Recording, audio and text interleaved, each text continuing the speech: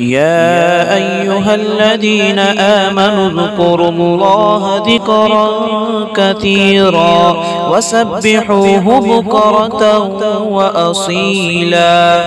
هو الذي يصلي عليكم وملائكته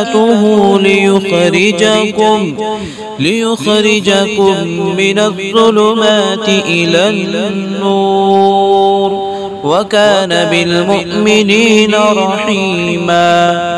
تحيتهم يوم يلقونه سلام، وأعد لهم أجرا كريما.